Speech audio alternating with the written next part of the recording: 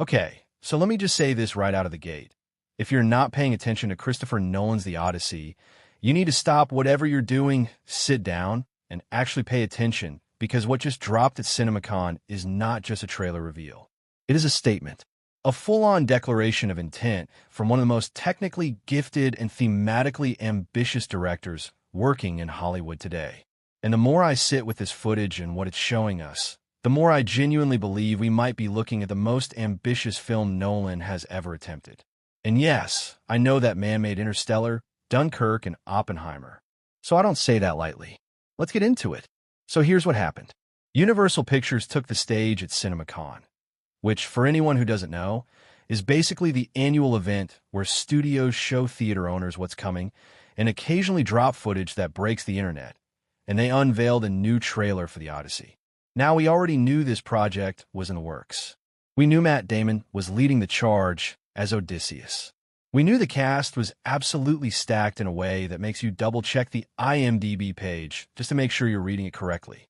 But this new footage? This changes the conversation completely. Because now we're not just talking about an adaptation of Homer's Odyssey in the abstract.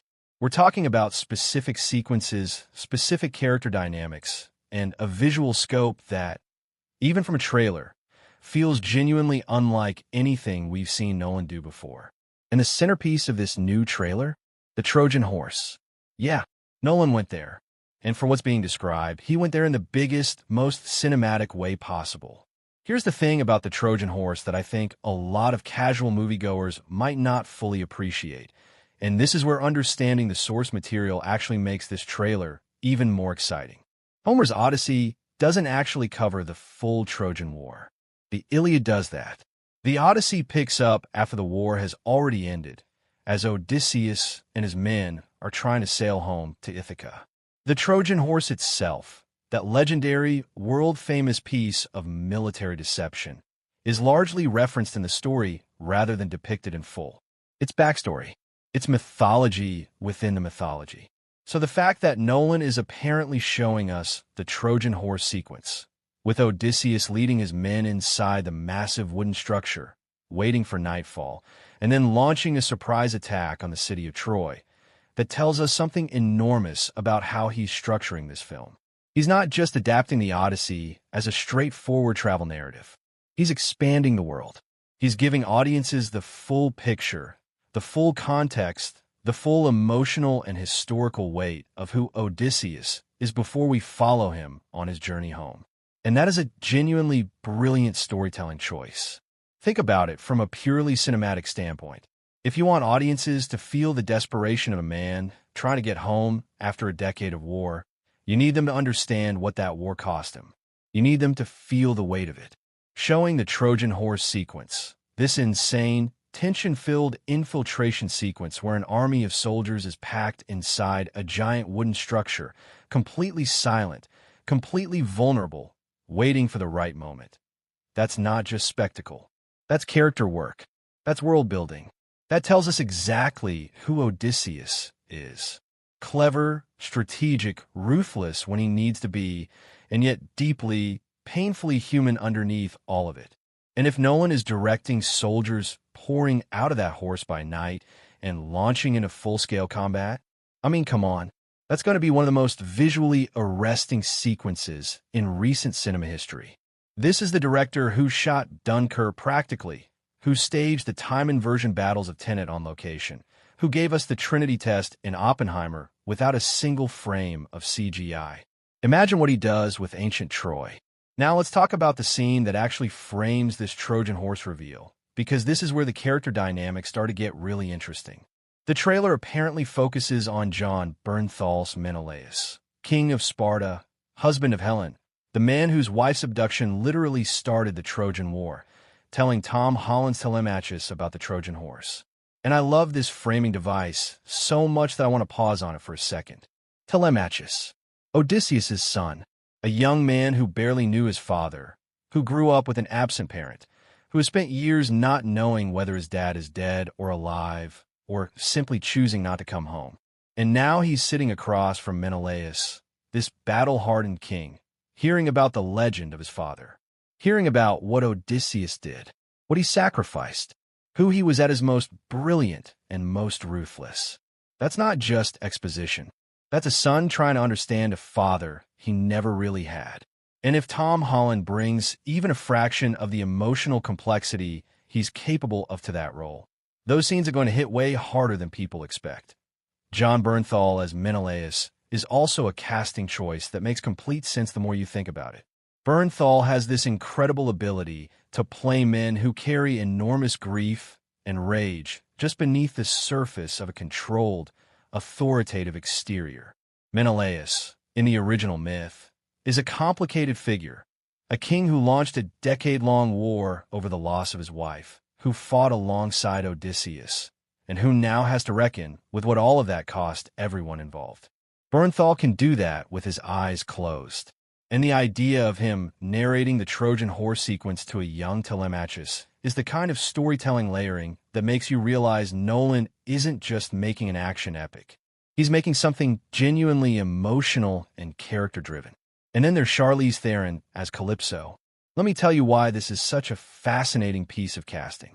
In Homer's Odyssey, Calypso is one of the most quietly heartbreaking figures in the entire story. She's a nymph, essentially a goddess, who falls in love with Odysseus after he washes up on her island of Ogygia. She keeps him there for 7 years, not through violence or imprisonment in the conventional sense, but through love, through comfort, through the offer of immortality. She genuinely loves him, and Odysseus, for a time, stays. And yet he chooses to leave. He chooses the mortal life, the uncertain journey, the wife and son waiting for him, over a literal eternity of paradise with a beautiful, powerful, immortal being. That is a character study. That is a meditation on identity, on what home actually means, on what we choose when we could have everything and still feel empty. And Charlize Theron is one of the very few actors alive who can make you simultaneously understand why someone would stay on that island forever and why leaving it was the bravest thing Odysseus ever did. She brings this quality to her performances, this combination of power, vulnerability, and restrained heartbreak that could make the Calypso sequences some of the most emotionally resonant parts of the entire film. Now let's zoom out and talk about this cast as a whole, because I genuinely cannot think of another film in recent memory that has assembled this level of talent across the board. Matt Damon as Odysseus is the kind of casting that only makes more sense the more you sit with it. Damon has this everyman quality that masks an extraordinary intelligence and resilience, which is exactly what Odysseus is. He's not a god. He's not invincible. He's a man who survives through wit and stubbornness and sheer refusal to give up. And Damon has played that archetype before, but never on a canvas this mythological, this enormous. And Hathaway and Robert Pattinson are also confirmed in this new footage, though their specific roles are still being kept close to the chest, which is classic Nolan. He does not give away more than he needs to. But when you're dealing with Homer's Odyssey, the possibilities for what those characters could be are endlessly exciting to speculate about. And then you add Zendaya, Lupita Nyong'o, Mia Goth, Benny Safdie, John Leguizamo. This cast has no weak link. None. Every single name on that list is someone who brings something genuinely distinctive to a project. Here's my theory about how Nolan might structure the overall film, because I've been thinking about this a lot. The Odyssey as a story is inherently episodic. Each island, each monster, each goddess, each temptation is its own contained challenge. And Nolan loves to play with time and structure. I think he's going to use the Telemachus storyline, the son searching for his father, hearing these legendary accounts from people like Menelaus, as the connective tissue. It becomes a framing device.